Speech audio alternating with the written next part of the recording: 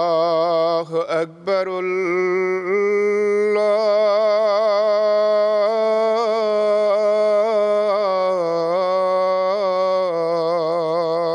اکبر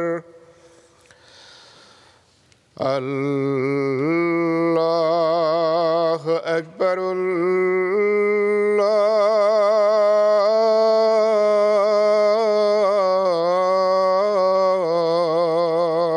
اکبر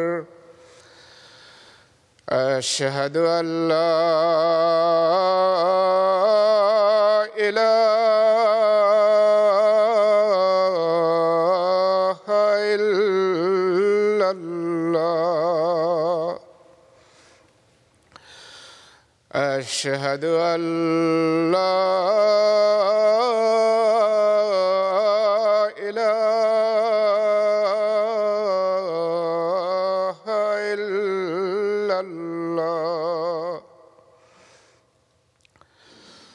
أشهد أن محمدًا رسول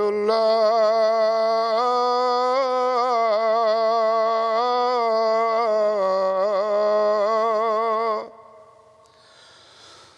أشهد أن محمدًا رسول الله حي على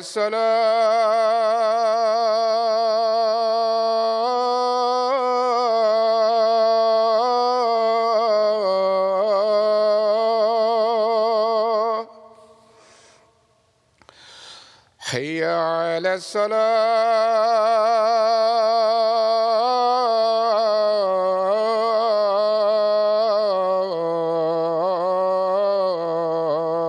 الصلاة حي على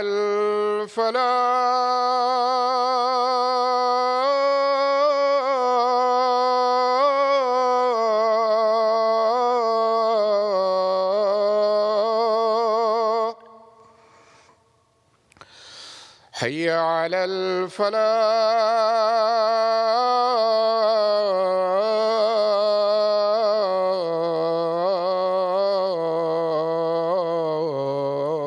الفلاح الله أكبر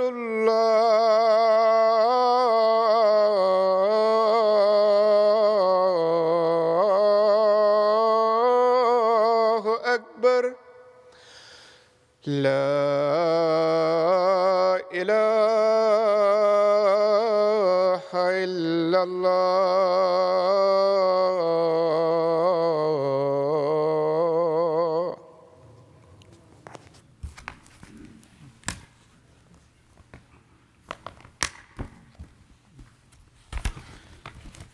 السلام علیکم ورحمۃ اللہ.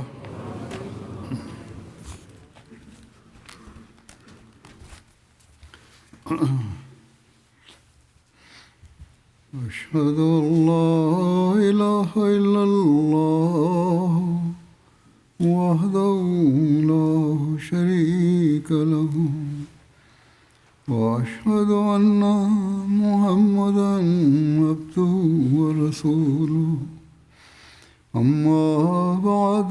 فأعوذ بالله من الشيطان الرجيم بسم الله الرحمن الرحيم الحمد لله رب العالمين الرحمن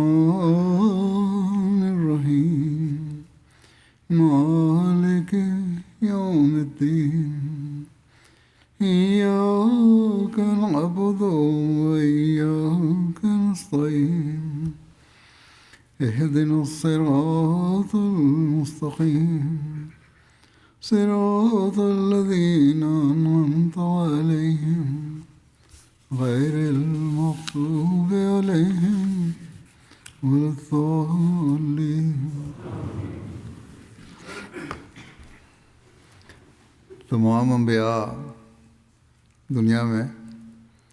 توحید کے قیام کے لیے آئے اور انہوں نے اپنی قوموں کو اس کی تعلیم دی، لیکن بدقسمتی سے اکثریت نے اس توحید کو چھوڑ دیا۔ حضرت صلی اللہ علیہ وسلم بھی اسی پیغام کو لے کے آئے، اسی کام کو جاری رکھنے کے لیے آئے اور اسی روح، توحید کی روح کو ہی اپنے ماننے والوں میں پیدا کرنے کے لیے آئے۔ اور جو مقام آپ صلی اللہ علیہ وسلم کا ہے اس بارے میں، وہ کسی اور کا نہیں۔ آپ نے توحید کو ماننے کی اگر تلقین کی تو اللہ تعالیٰ سے علم پا کر توحید کو قبول کرنے کے دلائل دیے۔ آپ نے شرک کے خلاف اگر جہاد کیا تو بغیر دلیل کے نہیں، بلکہ شرک کی برائی سمجھائی اور اس کو سمجھا کر اس کے خلاف نفرت پیدا کی، اور آپ کے ماننے والوں نے اپنے عمل سے ثابت کر دیا کہ توحید کی تعلیم اور شرک سے نفرت ان کو رگ ریشہ میں بس گئی ہے۔ یہ اس لیے کہ جو تعلیم اللہ تعالیٰ نے آپ پر اتاری وہ اس قدر جامع اور پر اثر تھی کہ اس کا سوال ہی پیدا نہیں ہوتا تھا کہ کوئی اس کی گہرائی تو سمجھ لے اور پھر اس سے دور ہو سکے۔ آپ کی یہ تعلیم جس نے آپ کے ماننے والوں پر اثر کیا، اس لیے پر اثر تھی کہ خود آپ کا ہر قول و فعل اس کی حقیقی تصویر تھا، اور جو اس بارے میں عظیم تعلیم اللہ تعالیٰ نے آپ کو دی، اس کا آپ عملی نمونہ تھے۔ آپ کو فکر تھی تو اس کی کہ جس طرح دوسری قوموں نے اپنے انبیاء کو سجدے کی جگہ بنا لیا ہے، مسلم امہ بھی یہ خوفناک گناہ پیدا نہ ہو جائے، اور آپ نے اس سے پناہ مانگی کہ آپ کو خدا تعالیٰ کے مقابلے پر کبھی لایا جائے، اور اس کی آپ نے امت کو نصیحت بھی فرمائی کہ مجھے کبھی شرک کے ذریعے نہ بنانا، تمہاری نظر کبھی خدا تعالیٰ کے علاوہ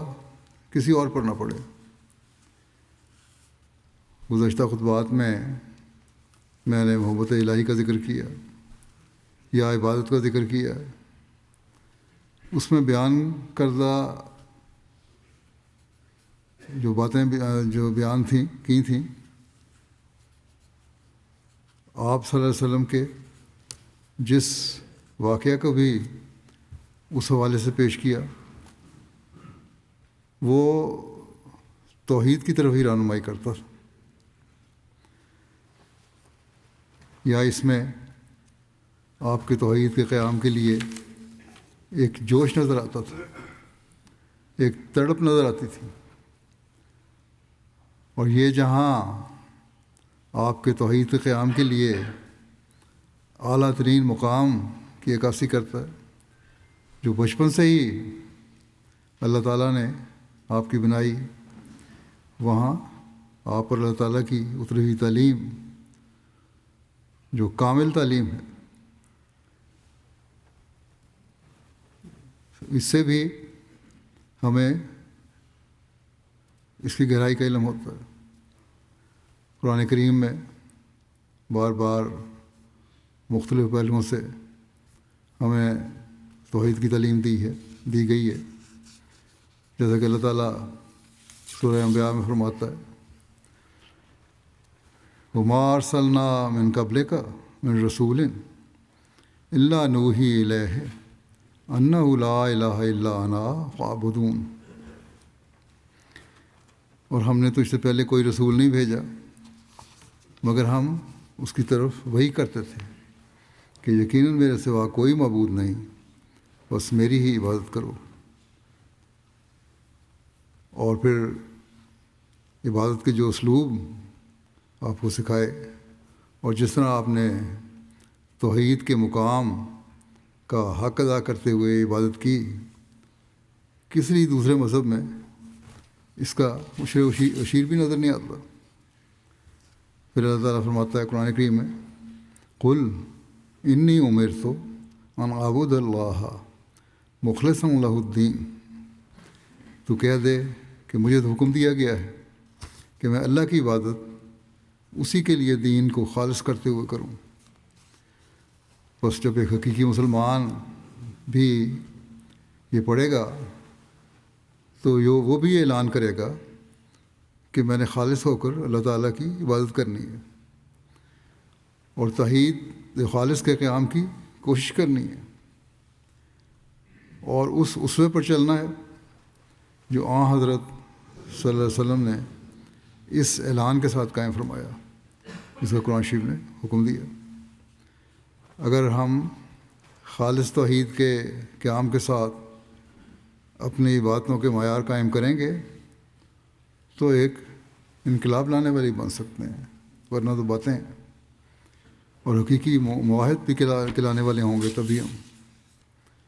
پھر اللہ تعالیٰ فرماتا ہے وَاعْبُدُوا اللَّهَ وَلَا تُشْرِكُوا بِهِ شَيْئًا، اور اللہ کی عبادت کرو اور کسی چیز کو اس کا شریک نہ ٹھہراؤ۔ ایک اور جگہ اللہ تعالیٰ فرماتا ہے وَإِلَٰهُكُمْ إِلَٰهٌ وَاحِدٌ لَا إِلَٰهَ إِلَّا هُوَ الرَّحْمَٰنُ الرَّحِيمُ،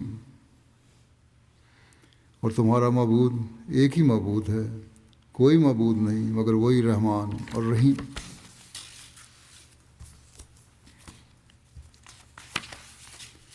پھر قرآن کریم کے آخر میں اللہ تعالیٰ اپنی توحید قیام کا اعلان فرماتا ہے کہ قُلْ هُوَ اللَّهُ أَحَدٌ اللَّهُ الصَّمَدُ لَمْ يَلِدْ وَلَمْ يُولَدْ وَلَمْ يَكُنْ لَهُ كُفُوًا أَحَدٌ، تو کہہ دے کہ وہ اللہ ایک ہی ہے، اللہ بے احتیاج ہے، نہ اس نے کسی کو جانا اور نہ وہ جانا گیا، اور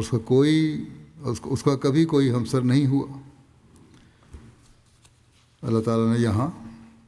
ہر قسم کے شرک کے رد کا اعلان فرمایا، اور حضرت صلی اللہ علیہ وسلم سے فرمایا اس کا اعلان دنیا میں کر دو۔ بس جب آپ کے ماننے والے بھی یہ پڑھیں تو ہمارا بھی فرض ہے کہ اس خالص توحید کا اعلان کریں، جس کا اس صورت میں اعلان کیا گیا ہے اور بہت ساری دوسری جگہوں پہ اعلان کیا گیا ہے، اور اپنے قول و فعل سے دنیا کو یہ بتائیں کہ اللہ تعالیٰ ہی واحد ہے اور ہر چیز سے بے احتیاج ہے، بلکہ ہر چیز اس کی محتاج ہے، نہ وہ کسی کا باپ ہے نہ بیٹا، اور اس جیسا کوئی بھی ہو ہی نہیں سکتا۔ یہ ایسا اعلان ہے جو ہر مذہب کی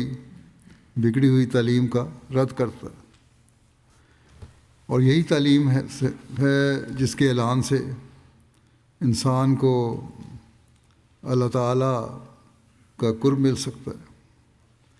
اور اس کا سب سے اعلیٰ اور عرفہ نمونہ ہمارے سید و مولا حضرت محمد مصطفیٰ صلی اللہ علیہ وسلم ہیں۔ آپ کی زندگی کا ہر لمحہ توحید قیام کے لیے گزرا، بلکہ جیسا کہ میں نے بتایا بچپن سے ہی آپ کی توحید خالص کے لیے اللہ تعالیٰ نے تربیت فرمائی تھی۔ یہ چند مثالیں ہیں جو قرآن شریف میں نے دی ہیں۔ اس پیغام سے قرآن کریم تو بڑا پڑا ہے۔ حضرت صلی اللہ علیہ وسلم کی سیرت کے بھی کچھ واقعات پیش کرتا ہوں، جس سے بچپن سے نبوت کے دعوے تک اور آپ کی زندگی میں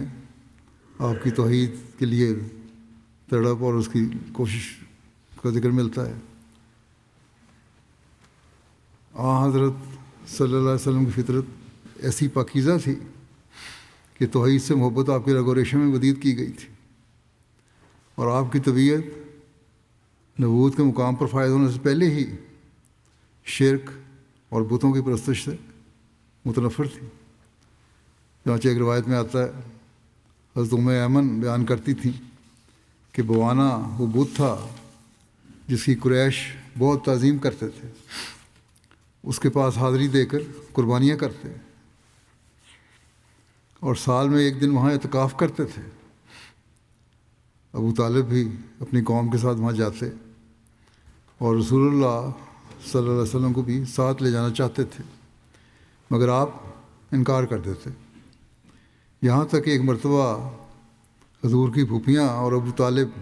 آپ سے سخت ناراض ہوئے اور کہنے لگے کہ اے محمد، تم کیا چاہتے ہو؟ کیا تم اپنی قوم کے تہوار میں شریک ہو کر ان کے اجتماع میں اضافہ نہیں کرو گے؟ بہرحال ایک دفعہ اپنی پھوپھیوں کے اصرار پر آپ وہاں چلے تو گئے، مگر سخت خوفزدہ ہو کر واپس آ گئے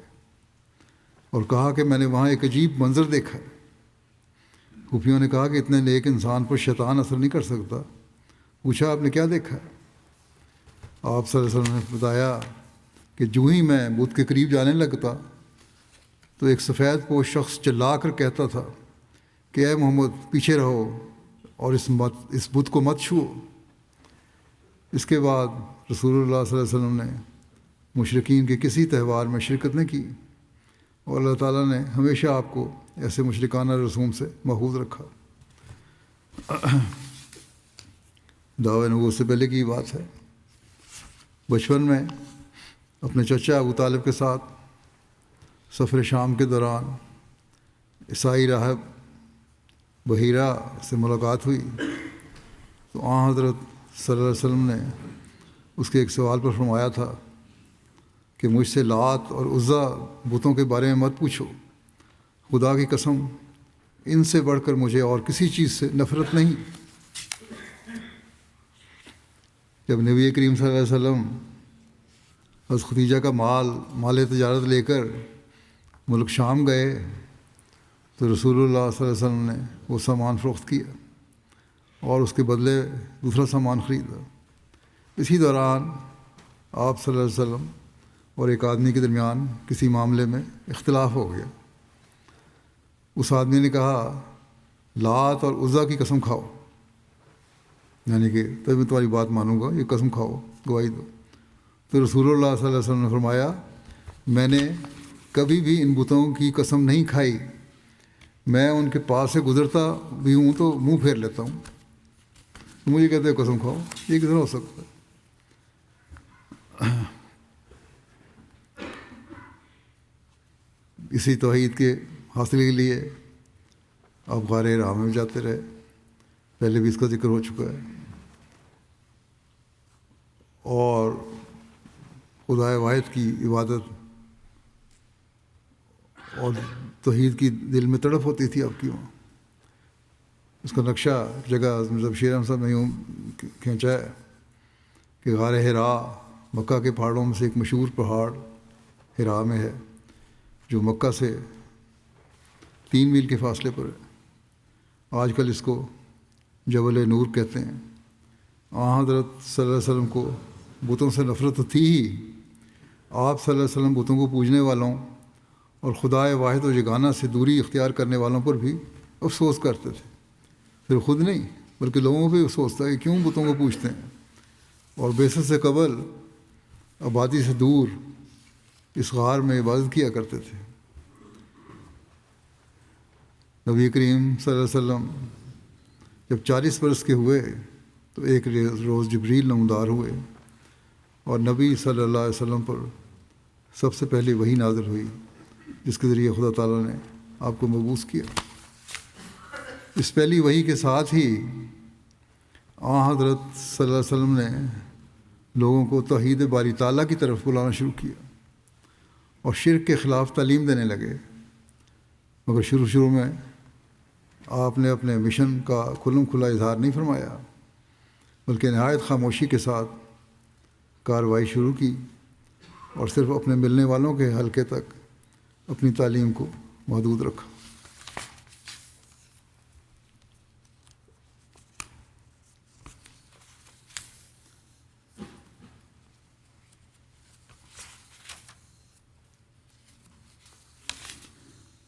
حضرت مسیح علیہ السلام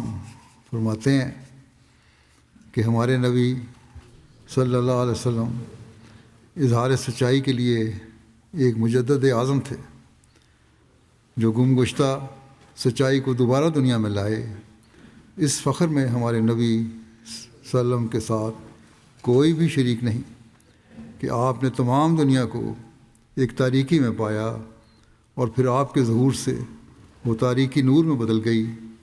جس قوم میں آپ ظاہر ہوئے آپ فوت نہ ہوئے جب تک کہ اس تمام قوم نے شرک کا چولا اتار کر توحید کا جامہ نہ پہن لیا، اور نہ صرف اس قدر بلکہ وہ لوگ اعلیٰ مراتب ایمان کو پہنچ گئے، اور وہ کام صدق اور وفا اور یقین کے ان سے ظاہر ہوئے جس کی نظیر دنیا کے کسی حصے میں پائی نہیں جاتی۔ یہ کامیابی اور اس قدر کامیابی کسی نبی کو بجز حضرت صلی اللہ علیہ وسلم کے نصیب نہیں ہوئی۔ یہی ایک بڑی دلیل ہے حضرت صلی اللہ علیہ وسلم کی نبوت پر کہ آپ ایک ایسے زمانے میں مبعوث ہوئے اور تشریف فرما ہوئے جب کہ زمانہ نہایت درجہ کی ظلمت میں پڑا ہوا تھا، اور طبعاً ایک عظیم الشان مسئلے کا خاصگار تھا، اور پھر آپ نے ایسے وقت میں دنیا سے انتقال فرمایا جب کہ لاکھوں انسان شرک اور بت پرستی کو چھوڑ کر توحید اور راہ راست اختیار کر چکے تھے، اور در حقیقت یہ کامل اصلاح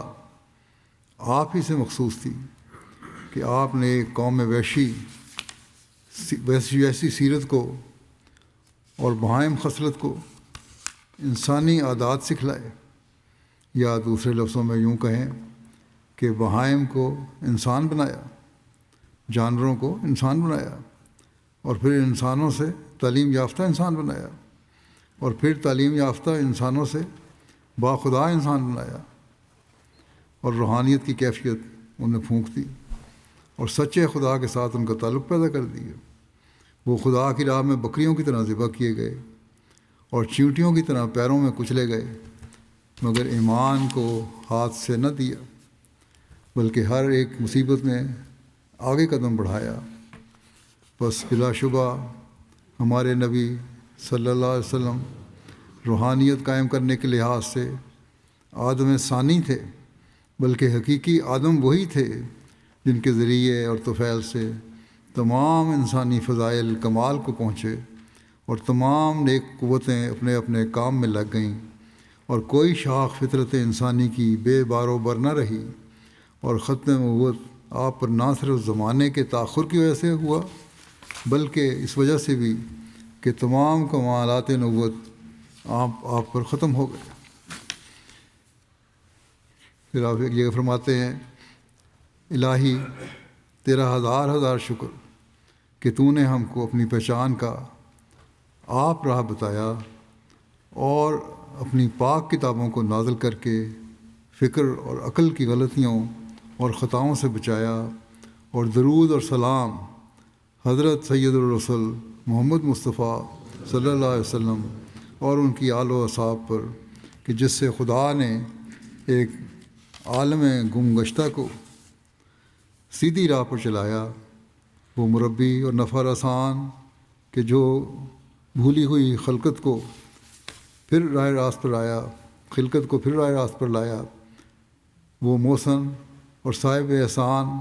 کہ جس نے لوگوں کو شرک اور بتوں کی بلا سے چھڑایا، یا وہ نور اور نور افشان کہ جس نے توحید کی روشنی کو دنیا میں پھیلایا، اور وہ حکیم اور معالج زمان کہ جس نے بگڑے ہوئے دلوں کا راستی پر قدم جمایا، وہ کریم اور کرامت نشان کہ جس نے مردوں کو زندگی کا پانی پلایا، وہ رحیم اور مہربان کہ جس نے امت کے لیے غم کھایا اور درد اٹھایا، وہ شجاع اور پہلوان جو ہم کو موت کے منہ سے نکال کر لایا، وہ حلیم اور بے نفس انسان کہ جس نے بندگی میں سر جھکایا اور اپنی ہستی کو خاک سے ملایا، وہ کامل معاہد اور بحر عرفان کہ جس کو صرف خدا کا جلال بھایا اور غیر کو اپنی نظر سے گرایا، وہ معجزہ قدرت رحمان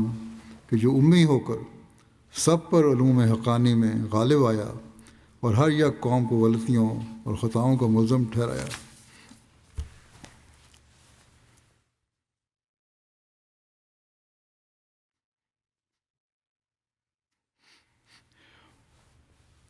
پھر آپ ایک جگہ فرماتے ہیں، آج صفحہ دنیا میں وہ شے کہ جس کا نام توحید ہے بجز امت حضرت صلی اللہ علیہ وسلم کے اور کسی فرقے میں نہیں پائی جاتی، اور بجز قرآن شریف کے اور کسی کتاب کا نشان نہیں ملتا کہ جو کروڑہا مخلوقات کو وحدانیت الہی پر قائم کرتی ہو اور کمال تعظیم سے اس سچے خدا کی طرف راہبر ہو۔ ہر یک قوم نے اپنا اپنا مصنوعی خدا بنا لیا۔ مسلمانوں کا خدا وہی ہے جو قدیم سے ہے، لازوال اور غیر مبدل، اور اپنی ازلی صفتوں میں ایسا ہی ہے جو پہلے تھا۔ لیکن افسوس کہ آج امت محمدیہ بھی اس توحید کے اعزاز کو بھولتی جا رہی ہے، اور حقیقی توحید ان میں نہیں رہی، جس کی تعلیم اللہ تعالیٰ نے دی اور جس کی درس سے ہدایت اور تلقین ہمیں حضرت صلی اللہ علیہ وسلم نے فرمائی۔ توحید خالص کو بھولنے کی وجہ سے اللہ تعالیٰ کی صفات پر بھی وہ خالص ایمان نہیں رہا جو ایک مسلمان کا خاصہ ہونا چاہیے۔ ایسے میں حضرت صلی اللہ علیہ وسلم کے غلام صادق کو ماننے والوں کا کام ہے کہ توحید کی حقیقت کو سمجھیں اور اس کے لیے اپنے اندر خاص تبدیلیاں پیدا کریں۔ یہ عبادت کا خاص مہینہ ہے رمضان کا، اس میں خاص طور پر اس کی کوشش ہونی چاہیے اور اس کے لیے دعا کرنی چاہیے۔ حضرت صلی اللہ علیہ وسلم نے اپنی تمام زندگی میں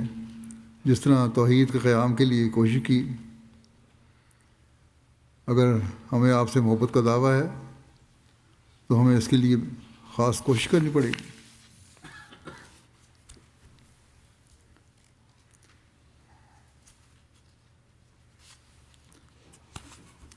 اللہ تعالیٰ کے حکم سے توحید کے قیام کے لیے کس طرح آپ نے کوشش فرمائی، اس کے لیے تکالیف بھی اٹھائیں۔ اس کو حضرت مسلم موعود نے ایک جگہ اس طرح بیان فرمایا ہے کہ قرآن کریم میں اللہ تعالیٰ رسول کریم صلی اللہ علیہ وسلم سے فرماتا ہے، انذر عشیرتک الاقربین، اے محمد رسول اللہ صلی اللہ علیہ وسلم تو دنیا کے کونے کونے کے لوگوں کو ڈرا، لیکن پہلے اپنے عزیزوں کو ڈرا، اس لیے کہ ان کا تجھ پر دوہرا حق ہے۔ ایک حق تو یہ ہے کہ باقی دنیا کی طرح یہ بھی تباہ ہو رہے ہیں، اور ایک حق یہ ہے کہ یہ تیرے رشتہ دار ہیں اور ان کے باپ دادوں نے تیرے ساتھ کبھی حسن سلوک کیا تھا۔ انگریزی میں بھی مثل مشہور ہے کہ چیریٹی بگنز ایٹ ہوم، یعنی صدقہ و خیرات پہلے گھر سے شروع ہوتا ہے۔ اسی طرح وعظ و نصیحت کا سلسلہ بھی ہمیشہ گھر سے ہی شروع ہونا چاہیے۔ چنانچہ محمد رسول اللہ صلی اللہ علیہ وسلم نے اس حکم کی اس طرح تعمیل کی کہ آپ مکے کے دستور کے مطابق کوہ صفا پر کھڑے ہو گئے اور آپ نے مختلف قبائل کا نام لے لے کر بلانا شروع کیا۔ پہلے آپ نے آل غالب کو بلایا اور وہ مسجد حرام سے نکل کر کوہ صفا کے دامن میں آ گئے۔ اس وقت ابو لہب نے رسول کریم صلی اللہ علیہ وسلم سے کہا کہ آل غالب تو آ گئے ہیں، آپ نے جو کچھ کہنا ہے کہہ دیں، مگر آپ نے ابو لہب کی بات کی طرف کوئی توجہ نہ دی اور لوئی قبیلہ کے افراد کو آپ نے آواز دی۔ وہ پہنچ گئے تو ابو لہب نے پھر کہا کہ اب تو لوئی قبیلہ بھی آ گیا، اب تو آپ بتائیں کہ آپ کیا کہنا چاہتے ہیں۔ لیکن رسول اللہ کریم صلی اللہ علیہ وسلم نے پھر بھی اس کی بات کو درخور اعتراض نہ سمجھا اور آل مرہ کو آواز دی، چنانچہ وہ بھی آ گئے۔ پھر آپ نے آل کلاب اور آل قصی کو بلایا، یہاں تک کہ سب لوگ جمع ہو گئے، اور جو لوگ خود نہ آ سکے انہوں نے اپنا ایلچی بھیج دیا کہ وہ معلوم کر کے انہیں اطلاع دے کہ آج انہیں کس غرض کے لیے جمع کیا گیا۔ جب مکہ کے تمام قبائل قریش سمیت جمع ہو گئے تو رسول کریم صلی اللہ علیہ وسلم نے ان سے خطاب شروع کیا اور فرمایا، دیکھو، اگر میں تم سے یہ کہوں کہ اس پہاڑ کے پیچھے ایک بہت بڑا لشکر جمع ہے جو تم پر حملہ کرنا چاہتا ہے، تو کیا تم میری اس بات کو مانو گے یا نہیں؟ انہوں نے کہا کہ کیوں نہیں، ہم آپ کی بات ضرور مانیں گے، کیونکہ ہم نے ہمیشہ آپ کو راست باز پایا ہے، سچا پایا ہے۔ مکہ کے حالات سے باخبر لوگ جانتے ہیں کہ رسول کریم صلی اللہ علیہ وسلم کا یہ مطالبہ در حقیقت ایسا ہی تھا جیسے کسی ناممکن چیز کو ممکن تسلیم کرنے کا مطالبہ کیا جائے، کیونکہ مکے کے لوگوں کے جانور وادی میں چرا کرتے تھے اور وہ ایسا علاقہ ہے کہ اس میں کسی لشکر کو چھپ رہنا ناممکنات میں سے ہے، مگر ان لوگوں پر آپ کی راست بازی کا اس قدر اثر تھا کہ انہوں نے کہا کہ خواہ ہماری آنکھیں اس بات کو تسلیم نہ کریں، ہم آپ کی بات کو ضرور مانیں گے، کیونکہ آپ کی راست بازی ہمارے نزدیک مسلم ہے۔ جب انہوں نے رسول کریم صلی اللہ علیہ وسلم کے متعلق یک زبان ہو کر اپنے اس یقین اور اعتماد کا اظہار کیا تو آپ صلی اللہ علیہ وسلم نے فرمایا، لو سنو، میں تمہیں ایک اہم خبر دیتا ہوں، اور وہ خبر یہ ہے کہ مجھے اللہ تعالیٰ کی طرف سے رسول بنا کر بھیجا گیا ہے۔ بس میں تمہیں کہتا ہوں کہ تم اگر اللہ تعالیٰ کے عذاب سے محفوظ رہنا چاہتے ہو تو میری اتباع کرو۔ آپ کا یہ کہنا تھا کہ ابو لہب جوش سے کہنے لگا کہ تباً لگا سائر الایام الحاظہ جماعتنا، یعنی نعوذ باللہ، تجھ پر ہلاکت ہو، اتنی سی بات کے لیے تو نے ہمیں اکٹھا کیا تھا۔ اور اسی طرح دوسرے لوگ بھی ہنسی مذاق کرتے اور تمسخر اڑاتے ہوئے منتشر ہو گئے۔ لیکن استضاء اور مخالفت نے آپ کو توحید کے قیام کے لیے کوشش کرنے سے نہیں روکا، مسلسل آپ اسی کوشش میں رہے۔ جیسا کہ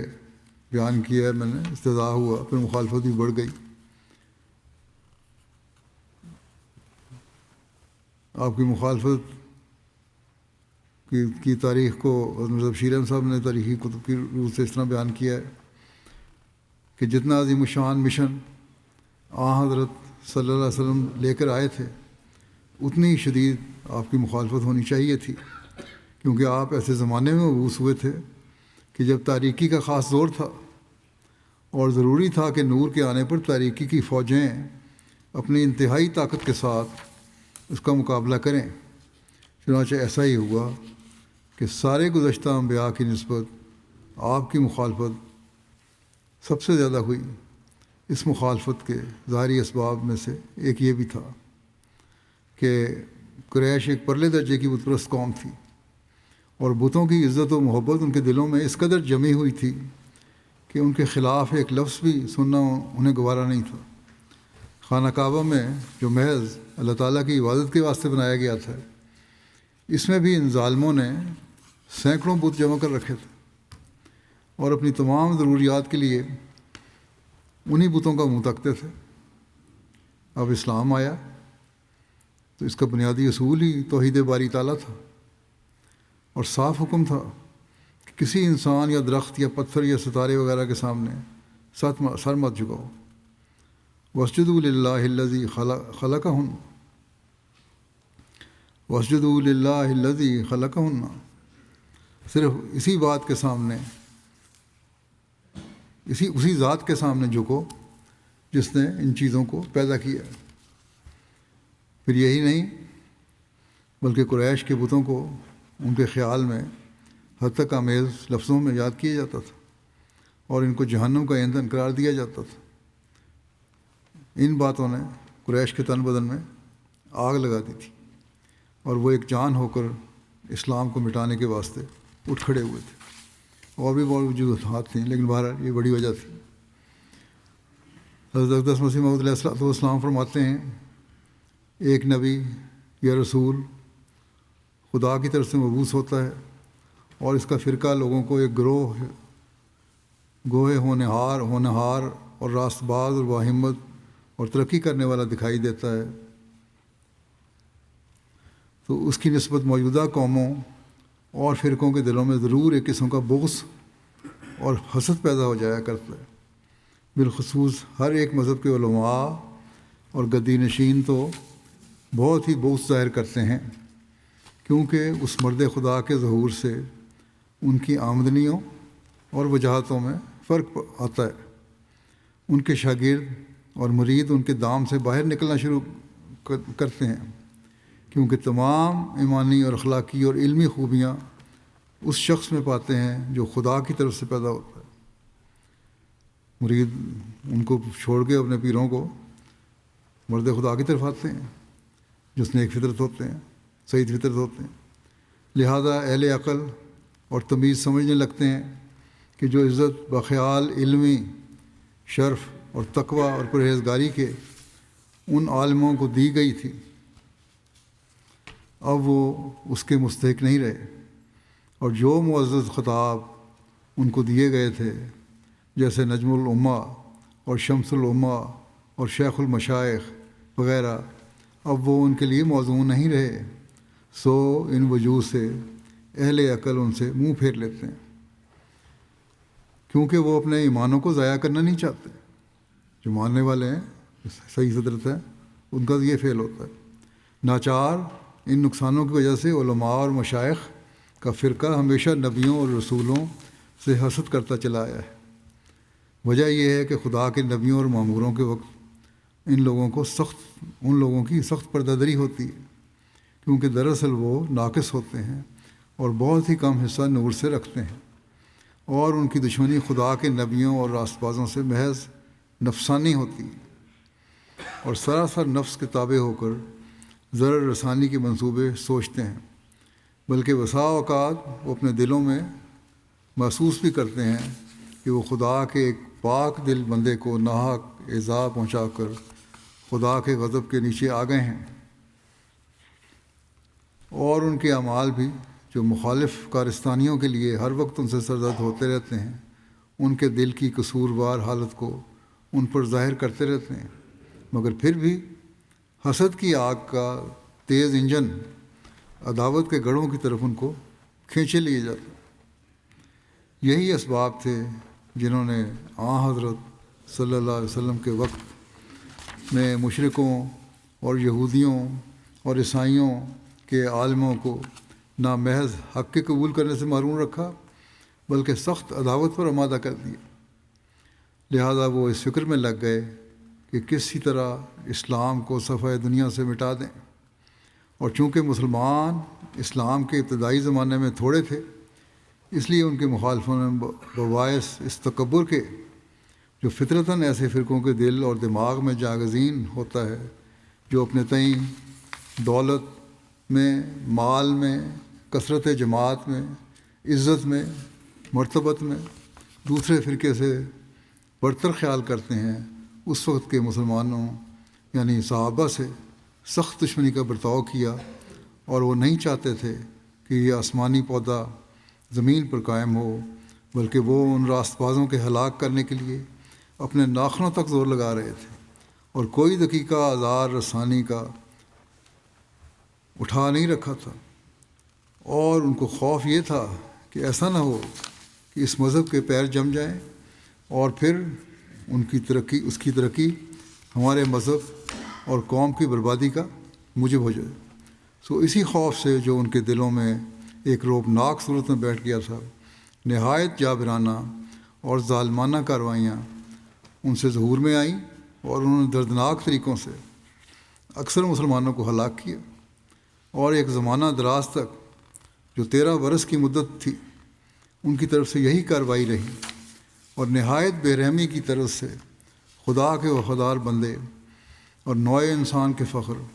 ان شریر درندوں کی تلواروں سے ٹکڑے ٹکڑے کیے گئے، اور یتیم بچے اور عاجز اور مسکین عورتیں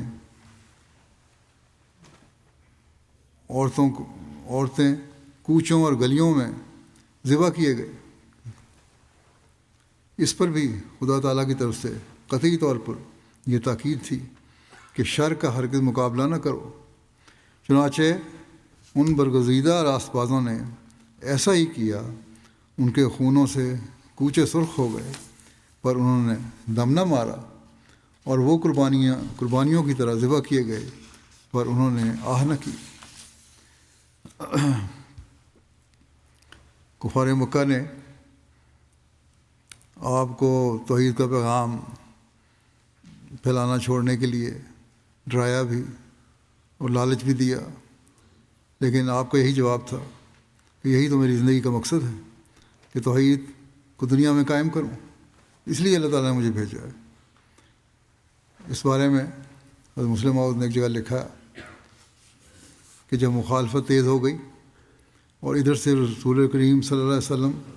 اور آپ کے صحابہ نے اصرار سے مکہ والوں کو خدا تعالیٰ کا یہ پیغام پہنچانا شروع کیا کہ اس دنیا کا پیدا کرنے والا خدا ایک ہے، اس کے سوا کوئی اور معبود نہیں، جس قدر نبی گزرے ہیں سب ہی ان کی توحید کا اقرار کیا کرتے تھے، سب ہی اس کی توحید کا اقرار کیا کرتے تھے، اور اپنے ہم قوموں کو بھی اسی تعلیم کی طرف بلایا کرتے تھے۔ تم خدائے واحد پر ایمان لاؤ، ان پتھروں کے بتوں کو چھوڑ دو کہ یہ بالکل بیکار ہیں اور ان میں کوئی طاقت نہیں۔ اے مکے والو، کیا تم دیکھتے نہیں کہ ان کے سامنے جو نظر و نیاز رکھی جاتی ہے، اگر اس پر مکھیوں کا جھرمٹ آ بیٹھے تو وہ ان مکھیوں کو اڑانے کی بھی طاقت نہیں رکھتے۔ اگر کوئی ان پر حملہ کرے تو وہ اپنی حفاظت نہیں کر سکتے۔ اگر کوئی ان سے سوال کرے تو وہ جواب نہیں دے سکتے۔ اگر کوئی ان سے مدد مانگے تو وہ اس کی مدد نہیں کر سکتے۔ اور خدائے واحد تو مانگنے والوں کی ضرورت پوری کرتا ہے، سوال کرنے والوں کو جواب دیتا ہے، مدد مانگنے والوں کی مدد کرتا ہے، اور اپنے دشمنوں کو زیر کرتا ہے، اور اپنی عبادت گزار بندوں کو اعلیٰ ترقیات بخشتا ہے۔ اس سے روشنی آتی ہے جو اس کے پرستاروں کے دلوں کو منور کر دیتی ہے۔ پھر تم کیوں ایسے خدا کو چھوڑ کر بے جان بتوں کے آگے جھکتے ہو اور اپنی عمر ضائع کر رہے ہو؟ تم دیکھتے نہیں کہ خدا تعالیٰ کی توحید کو چھوڑ کر تمہارے خیالات بھی گندے اور دل بھی تاریک ہو گئے ہیں۔ تم قسم قسم کی وہمی تعلیموں میں مبتلا ہو، وہم دلوں میں پیدا ہو رہے ہیں اس لیے کہ توحید کو چھوڑ دیا۔ حلال و حرام کی تم میں تمیز نہیں رہی، اچھے اور برے میں تم امتیاز نہیں کر سکتے، اپنی ماؤں کی بے حرمتی کرتے ہو، اپنی بہنوں اور بیٹیوں پر ظلم کرتے ہو اور ان کے حق انہیں نہیں دیتے، اپنی بیویوں سے تمہارا سلوک اچھا نہیں، یتامہ کے حق مارتے ہو اور بیواؤں سے برا سلوک کرتے ہو، غریبوں اور کمزوروں پر ظلم کرتے ہو اور دوسروں کے حق مار کر اپنی بڑائی قائم کرنا چاہتے ہو۔ جھوٹ اور فریب سے تم کو آر نہیں، چوری اور ڈاکے سے تم کو نفرت نہیں، جوا اور شراب تمہارا شغل ہے، حصول علم اور قومی خدمت کی طرف تمہاری توجہ نہیں۔ خدائے واحد کی طرف سے کب تک غافل رہو گے؟ آؤ اور اپنی اصلاح کرو اور ظلم چھوڑ دو۔ یہ برائیاں تمہارے اندر پیدا ہو گئی ہیں، اصلاح کرو ان کی۔ آج بھی ان برائیوں کے حامل توحید سے دوری، جو حامل ہیں وہ توحید سے دوری کی وجہ سے ہیں۔ جن قوموں میں بھی برائیاں ہیں، اگر ایک آدھ اچھائی ہے بھی تو بہت ساری ان برائیوں میں سے جو میں نے پڑھی ہیں ان میں پائی جاتی ہیں۔ اور اس کی وجہ یہی ہے کہ توحید سے دور ہے، اور بدقسمتی سے بعض مسلمانوں کو بھی یہ حال ہے۔ پھر آپ نے فرمایا کہ خدا کا قرب پانے کے لیے طریقہ یہ ہے کہ ہر حقدار کو اس کا حق دو، بڑی ضروری چیز ہے۔ خدا نے اگر مال دیا ہے تو ملک و قوم کی خدمت اور کمزوروں اور غریبوں کی ترقی کے لیے اسے خرچ کرو، عورتوں کی عزت کرو اور ان کے حق ادا کرو، یتیموں کو اللہ تعالیٰ کی امانت سمجھو اور ان کی خبرگیری کو اعلیٰ درجہ کی نیکی سمجھو، بیواؤں کا سہارا بنو، نیکیوں اور تقوی کو قائم کرو، انصاف اور عدل ہی نہیں بلکہ رحم اور احسان کو اپنا شعار بناؤ۔ صرف انصاف نہیں بلکہ رحم بھی ہونا چاہیے، احسان بھی ہونا چاہیے۔ یہ ایک مومن کی تعلیم ہے۔ اس دنیا میں تمہارا آنا بیکار نہ جانا چاہیے۔ اچھے آثار اپنے پیچھے چھوڑو تا دائمی نیکی کا بیج بویا جائے۔ حق لینے میں نہیں بلکہ قربانی اور اثار میں اصل عزت ہے۔ پھر ہر حق لینے کی کوشش نہ کرو، قربانی اور اثار بھی ضروری ہے۔ بس تم قربانی کرو، خدا کے قریب ہو، خدا کے بندوں کے مقابل پر اثار کا نمونہ دکھاؤ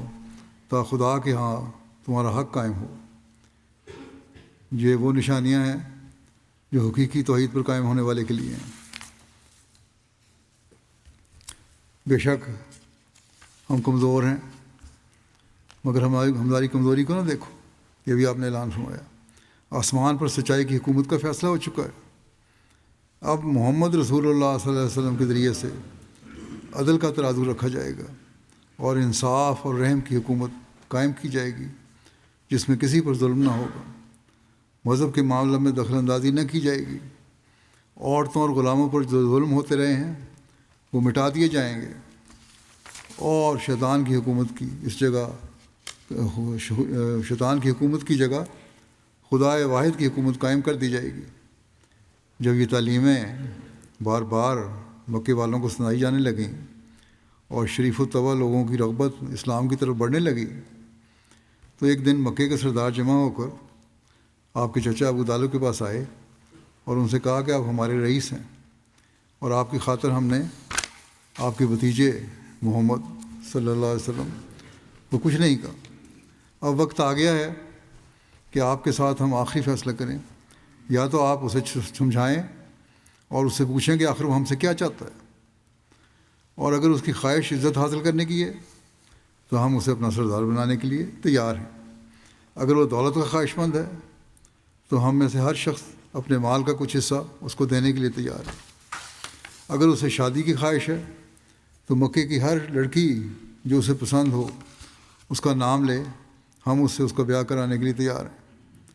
ہم اس کے بدلے میں اس سے کچھ نہیں چاہتے اور کسی بات سے نہیں روکتے۔ ہم صرف اتنا چاہتے ہیں کہ وہ ہمارے بتوں کو برا کہنا چھوڑ دے۔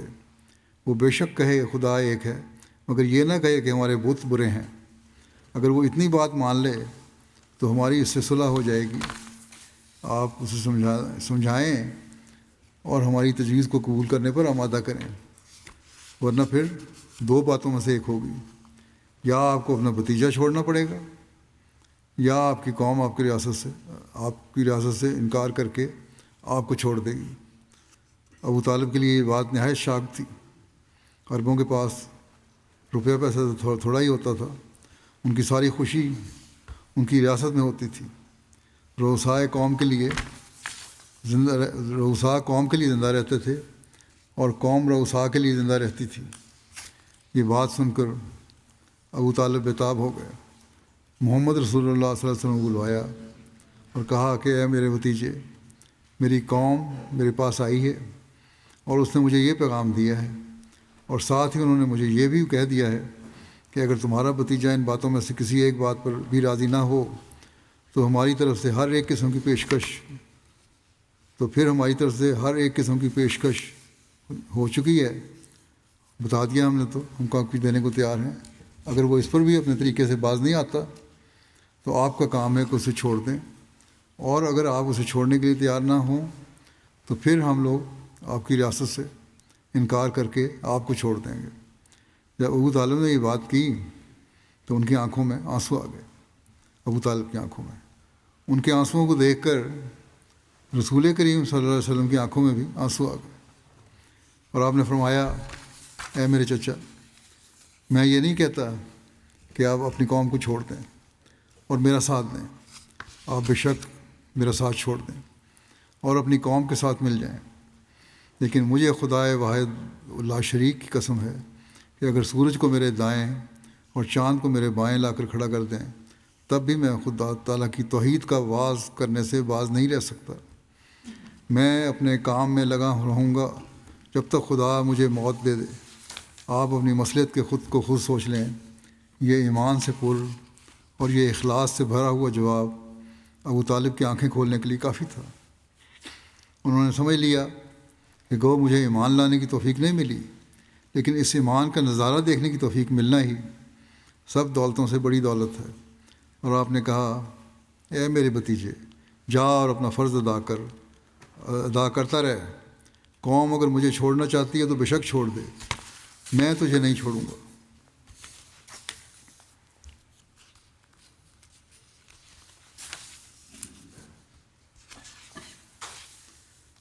توحید کے قیام کے لیے حضرت صلی اللہ علیہ وسلم نے کفار مکہ کی طرف سے ہر قسم کے ظلم و زیادتی کو برداشت کیا، اور یہی روح آپ نے اپنے صحابہ میں پیدا فرمائی، جیسا کہ مسلم علیہ السلام نے بھی لکھا ہے۔ اپنی گردنیں کٹوائیں انہوں نے، جس کا نتیجہ یہ تھا کہ انہوں نے عہد کا اعلان کرتے ہوئے ظلم برداشت کیا اور اپنی جانیں قربان کی۔ کفار مکہ کی تمام برائیاں جن کا ذکر بھی ہوا ہے، ان کی توحید سے دوری کی وجہ سے تھا اور شرک کی وجہ سے تھا۔ آج بھی جن قوموں اور جن لوگوں میں یہ برائیاں ہیں، جیسا میں نے پہلے بھی کہا، وہ توحید سے دوری کی وجہ سے ہی ہے۔ بس ایسے میں ہمارا کام ہے کہ توحید کا اعلان کرتے رہیں، اور جہاں اس توحید کے پیغام کو پہنچائیں وہاں اپنی روحانی اور اخلاقی حالتوں میں بھی ایک واضح تبدیلی پیدا کرنے کی کوشش کریں، تبھی ہم حقیقی توحید کے ماننے والے اور خدا تعالیٰ کے حکموں پر چلنے والے کہلا سکتے ہیں۔ اللہ تعالیٰ ہمیں اس کی توفیق عطا فرمائے۔